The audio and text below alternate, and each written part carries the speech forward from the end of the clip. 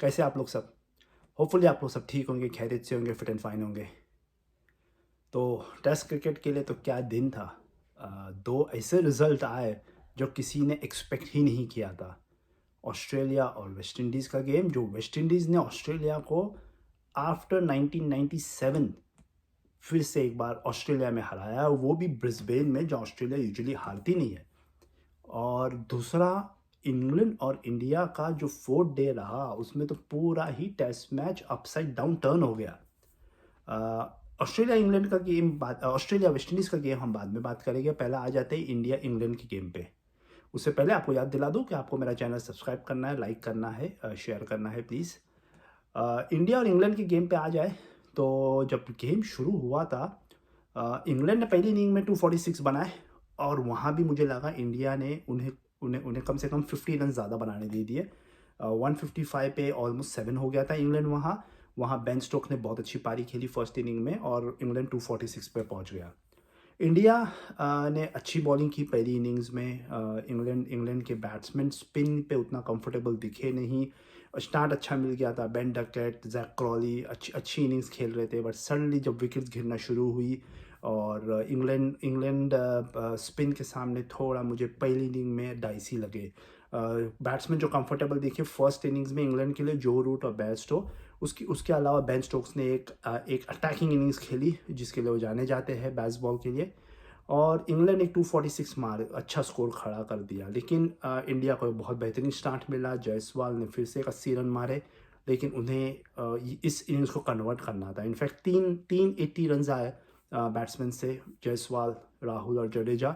इसमें से एक भी अगर बिग इनिंग्स कन्वर्ट हो जाती, 130 140, तो ये मैच का रुख ही कुछ और होता।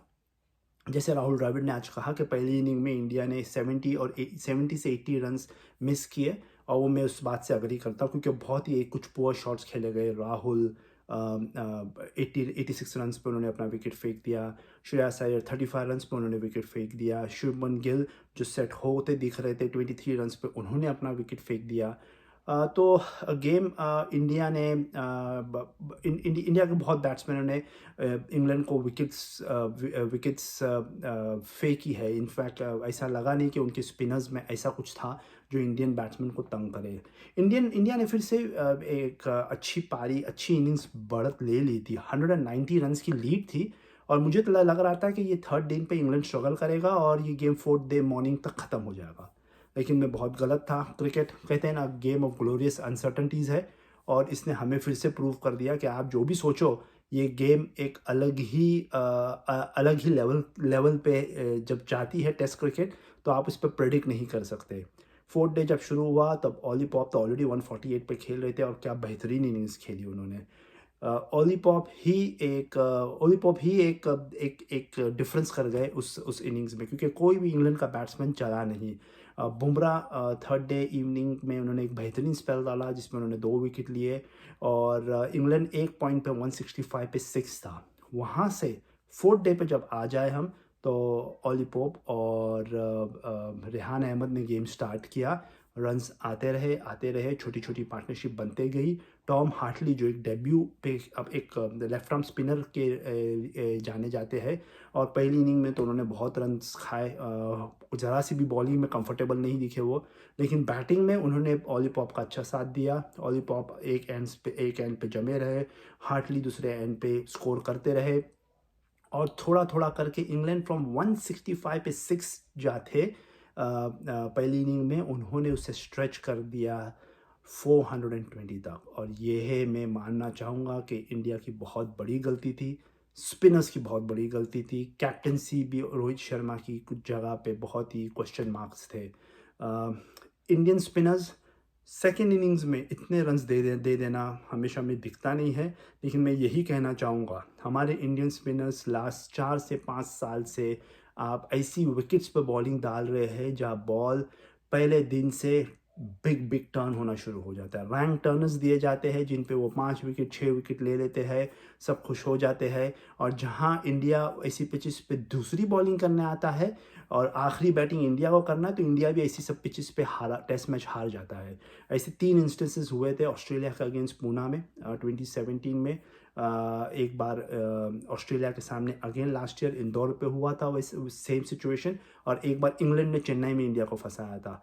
तो आप अगर रैंक टर्नर्स बनाते हो तो उसमें आप भी फंस सकते हो। और ये जो पिच थी वो रैंक टर्नर नहीं थी, ये बहुत अच्छी पिच थी जहाँ स्पिनर्स को आउट करने के लिए वर्क करना पड़ता था, और वही वही हमारे स्पिनर्स लैग कर गए। वो इतने टाइम से ऐसी पिचेस पे बॉलिंग डाल रहे हैं, पहले दिन से बॉल टर्न हो रहा है, उन्हें बस आना है, बॉल डालना है, और विकेट पे इतनी हेल्प है कि उन्हें विकेट मिल जाते थे।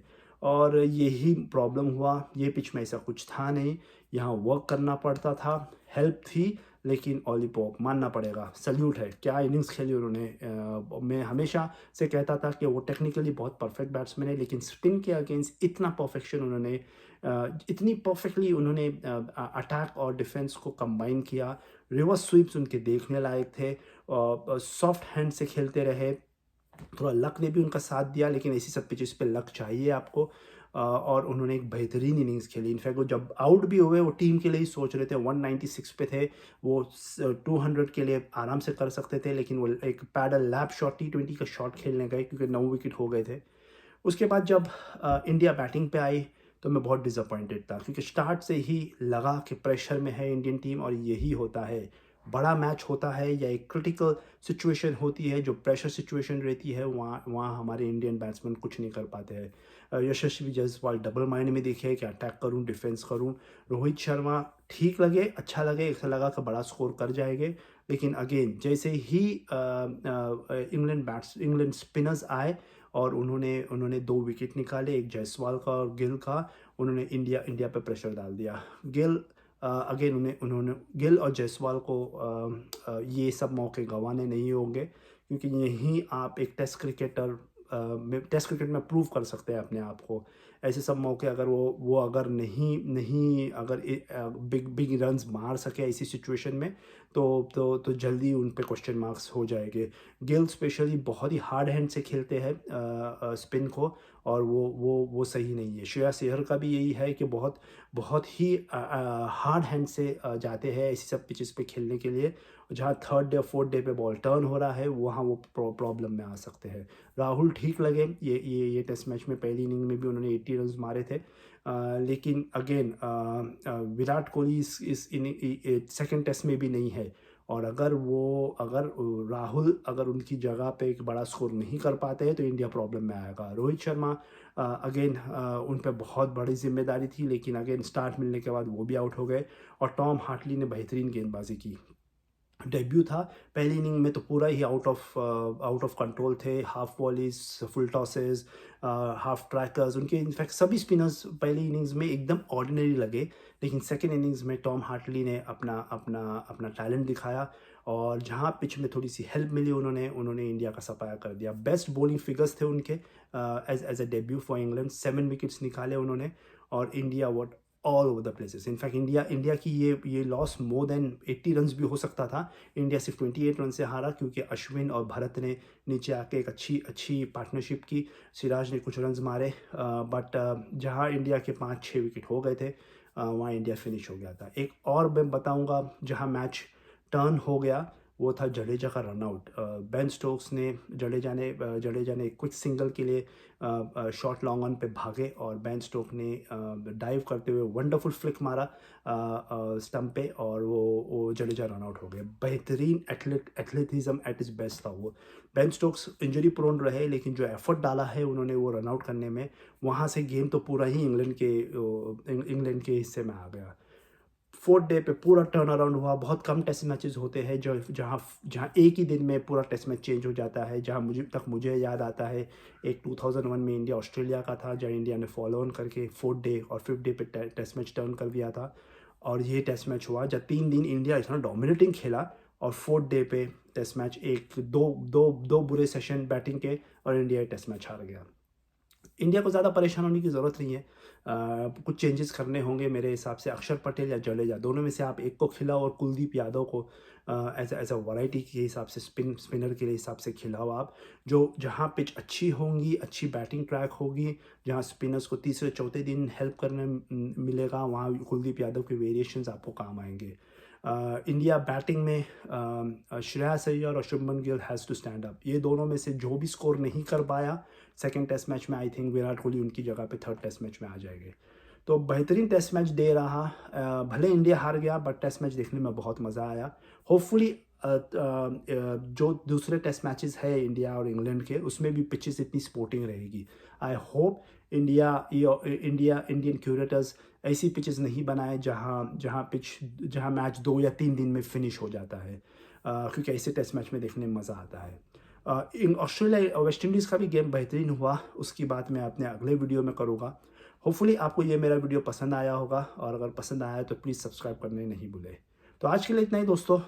मैं जल्दी आपसे मिलूँगा अपने अपने एनालिसिस ऑस्ट्रेलिया और वेस्ट इंडीज़ के मैच के बारे में। तब तक के लिए आप मुझे इजाज़त दें, अपना ध्यान रखें। नेक्स्ट टाइम तक के लिए गुड बाय।